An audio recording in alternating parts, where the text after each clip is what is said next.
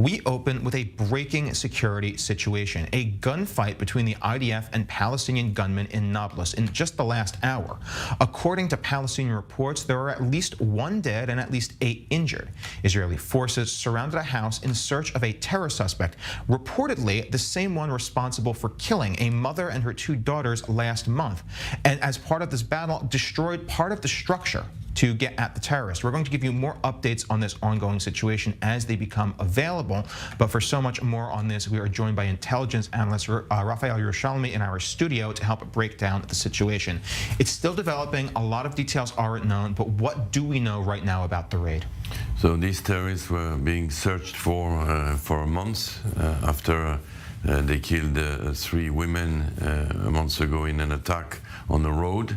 It was a long manhunt, and there was a window of opportunity that forced the security forces to operate today, this morning, early, but in broad daylight. They were attacked as they were operating by other terrorists in the Kasbah of Nablus. The Kasbah of Nablus is a very hot spot of terrorism.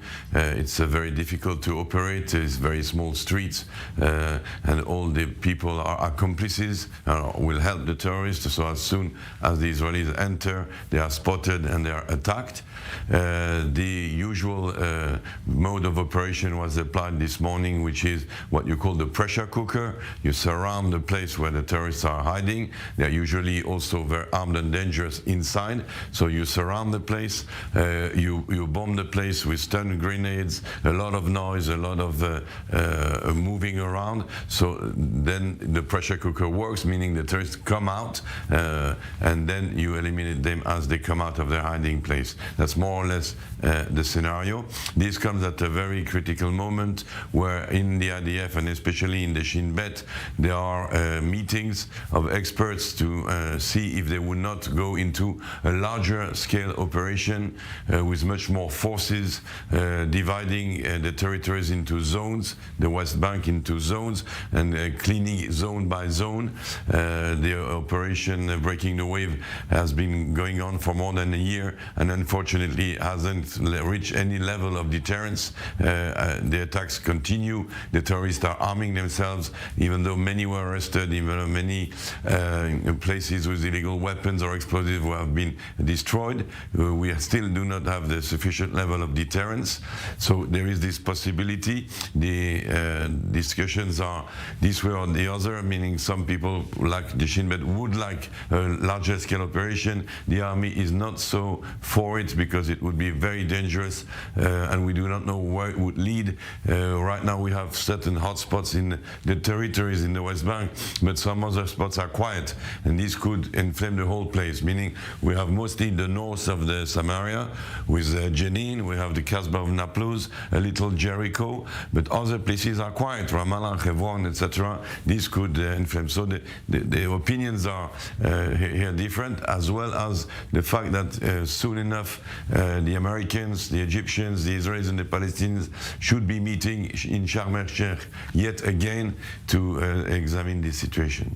Now, there are some initial reports coming out right now that says the IDF used a very new tactic in this raid, suggesting that in these reports that an armed drone was used to blow up a position inside the house where the terrorist was hiding. It was only last year the IDF admit to using armed drones at all in any capacity. Have we seen this sort of tactic before? How does this change the rules of engagement, and what sort of operational abilities does this give Israel moving forward? So the IDF has been using armed drones for quite a while, of course, and it is a surgical way of acting. It's very important because it avoids endangering our soldiers. As I just said, they are always attacked as they go into these territories. It is much better if they could stay a little back and have the armed drone do the job. The IDF was not keen on telling that they're using it, but it was not such a big secret. The armed drone can only be used in certain conditions. It's not so easy. You need the certain size of like a window. If it's a building, you need a window that is sufficiently large. You need the detection possibility. You need even the weather to be with you. So the armed drone is only used when it's in ideal conditions. It's of course very efficient. It is being used used by the Americans for a long, long time. General Soleimani, the former chief of the Iranian Guards of the Revolution, was eliminated by the Americans with an armed drone. This is a technological weapon of today. You see it's being used also above the Kremlin. So everybody's using armed drones today. I think it's not such a big secret. The question is, when are we going to be able to have the drone do the whole job instead of the soldier? The IDF is now studying the possibility for special forces that every soldier should have his own personal drone. Would be a drone that would also survey the area, meaning the soldier would have to endanger himself looking at what's going on. The drone would survey the area, but the drone will also calculate what is going on there and act accordingly, including shooting at targets.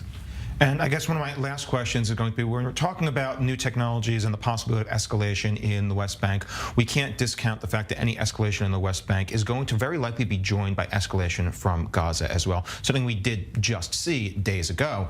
But when we saw this, we saw limitations of Israeli technology, the Iron Dome with actually an abysmal interception rate in the last conflict, something like 5 contacts getting through according to initial reports. What do we know about this situation? Because if there's an escalation, Israel's Iron Dome will be necessary. And why was its interception rate days ago abysmal compared to its usuals? Yes, there was a big problem.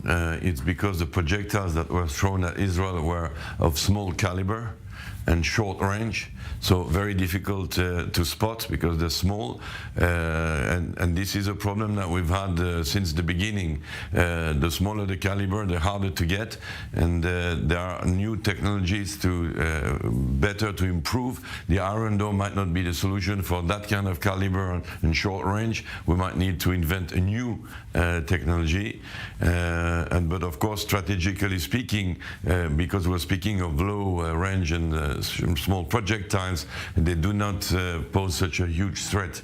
So as we saw, there were very little damage caused by them. Still, we have to do this. We have to remember that even the Iron Dome is in its best 95% efficiency, meaning that when the Hezbollah, who has a capacity to shoot 1,000 missiles a day at Israel, 95%, you're left with 50 missiles that would reach the target, which is huge, and it's very, very dangerous. So even the Iron Dome is not the 100% solution yet, only 95%. And that's why we still rely on prevention, and we are trying to have a level of deterrence that so far has been much, much, much eroded. Now, we only have a minute left, so I want to bring up this last question very simply and shortly, is what sort of response and what sort of involvement might international actors have? Because we heard that Anonymous Sudan claims to have hacked Iron Dome systems. This hacking group is very often linked to the Russian Killnet group. Does that mean we are seeing involvement from great powers against Israel in this conflict? Yes, unfortunately, Iran has new allies, and it's not only the Russians. The Russians are helping a lot, but even the Chinese. And there is now a cyber and electronic war going on. The Israelis are quite good at it as well. We have managed to thwart quite a lot of attacks, but yet again, it's like the Iron Dome, 95%. We are at war also in the cyber world.